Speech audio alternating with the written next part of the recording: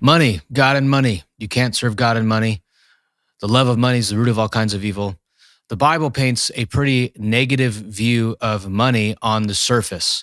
But what it's mostly critiquing is the worship of money or the love of money, or this money as an end in of itself, rather than seeing money as a means of something, a facilitation of something. The first time we see money show up is a story in the Old Testament where there are people who need to go and travel to the temple to offer sacrifices. But what they say is you can trade your cattle for silver, travel the distance, and once you get there, trade your silver for livestock and offer the sacrifices there. And so that's a perfect example to me of what money's for. It's for convenient transactions. That's the point of it. It represents value created or the capacity to buy value or buy valuable things in the future. And so most of the time when people are desiring to make more money, they're not really looking for a specific number in their mind. They're imagining the type of life they'd like to live, or the type of things they'd like to have, or the type of things they'd like to do. And so how do you know when trying to make money is the disordered love of money, or is the type of worship of money that the Bible explicitly forbids? Well, the first thing we need to understand is, number one, the worship of money will be a temptation for you, period. That pretending like that's not going to be the case is just silly. There are so many Bible verses about money. Jesus critiques the use of money so often that the New Testament, it's just, the Bible is so full of money because it's sober about the temptation to trust in earthly things and ultimately give yourself to earthly things. And so, number one, be sober about the temptation to love and worship money. Number two, money becomes your God when it determines how you act. And so your God, functionally speaking, is that which tells you what to do and how to act. And so you might believe in God, but if your ethics and behavior and your choices are determined by money, then money is your functional God. Money is your deity. So if God says, thou shalt not steal, you decide, I want more money, and you steal. Money in that moment is your God. If you are conducting unethical business practices for the purposes of making more money, you are worshiping money. If you are violating God's law in order to get money, money is your God. And so if you find yourself tempted to break the commandments, tempted to violate the fruit of the Spirit, tempted to not act like Jesus in order to have money, you are not just dealing with greed, you're dealing with the worship of money as God. And so we have to be honest with ourselves as we process through that. I had a guy I was mentoring one time who got a job at an unethical company, and he was telling me about how they conduct business. And I knew for a fact that company was unethical based on the way they lied and manipulated people into offering consent to things that was designed to entrap them. And I said, I want you to pay close attention for the next few weeks about how the business actually works, not just how they say it works. And what he observed in those 2 weeks was enough for him to go, I need to quit this job right now. And he quit it without another opportunity. That to me is an example of a man who is not worshiping money. That is a good moral framework. Number three on money, we want to recognize this, that money is an instrument that can be used for tremendous good. One of the richest men we see in the Bible is a guy named Joseph of Arimathea.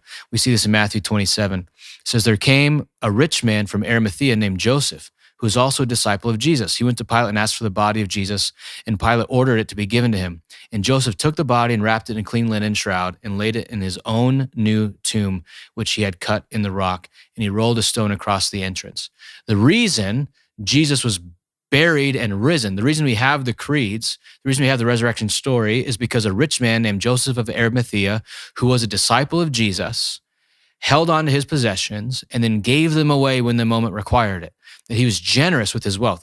A stone-cut tomb with the stone in front of it was an incredibly expensive thing, especially in the first century. Most people were just thrown into some type of mass grave situation, especially if they were crucified. But Joseph preserved the body and at a great financial cost to himself, served in honor of the Lord Jesus, and that's why we even have the resurrection story. So wealth, leveraged rightly for the right purposes, is a tremendous gift.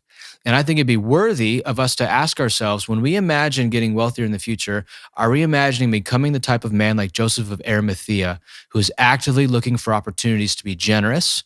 Or are we just trying to find some type of identity in being a wealthy person that's more toys, more tools, more signals of status that are ultimately about showing other people what we have? I like my Traeger grill. I bought it at Costco, but I almost didn't buy it because what the salesman said was so infuriating to me because I wanted to have a smoker so I can make meat because I wanted to taste good and serve the family. And the salesman said, if you buy this, you'll make your neighbors jealous. And that was just disgusting to me. And I think a lot of what amounts to the way that Americans use their wealth is just to show their wealth, to have a car, to be seen having a car, to not have a house to show hospitality, but to have a house to flex your income. And that type of vanity, that type of greed, I think God hates it and it is disgusting to him. And so the fourth thing I want to say about wealth is that, or about money, not necessarily wealth, is we live in an age where debt is incredibly comfortable for people.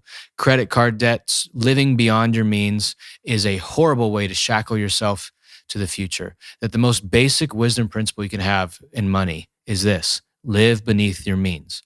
Most people live at 10 to 30% above their means. So they're accumulating debt and they're shackling themselves.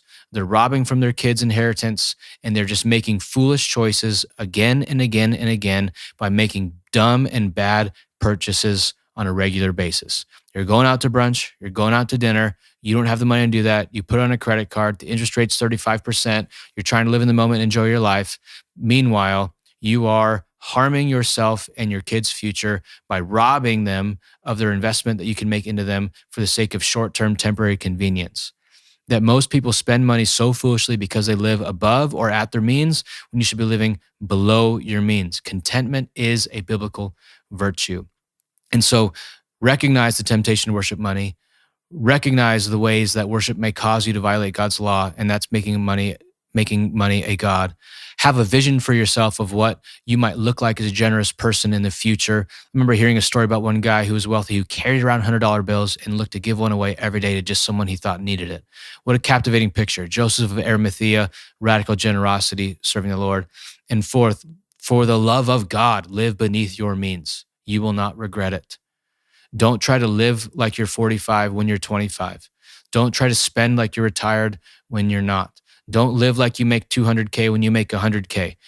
If you make 100K, live like you make 80. If you make 200, live like you make 160. Live beneath your means, and you'll be wise and set up for success, and your kids and their futures will be set up for success as well. Those are my 4 basic things on money. Have a great rest of your day.